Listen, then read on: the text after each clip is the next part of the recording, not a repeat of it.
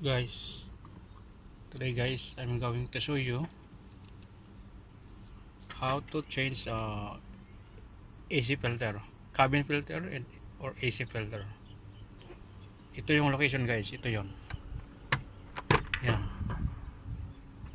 Then first you have to remove this this one. Ito, atakin lang yan.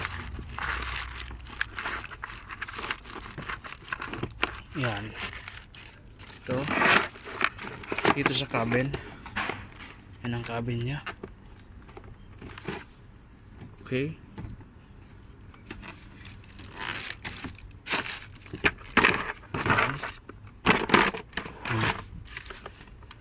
Okay. So, ito yun guys. Itong ano niya, tatanggalin.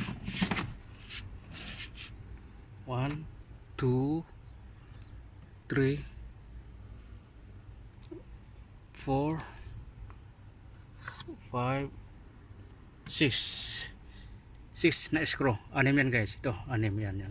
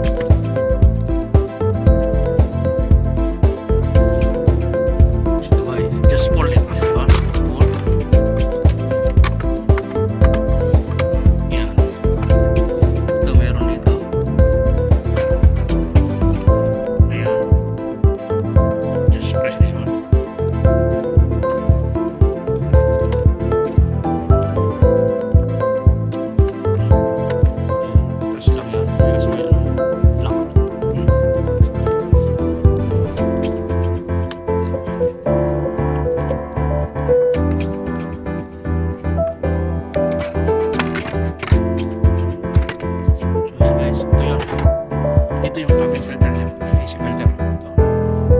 Ito, atake lang ito. Yung nakalagay na buko.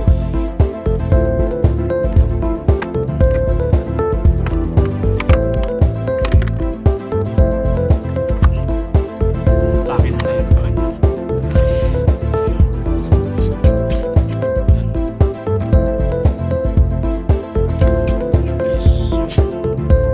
AC or cabin filter.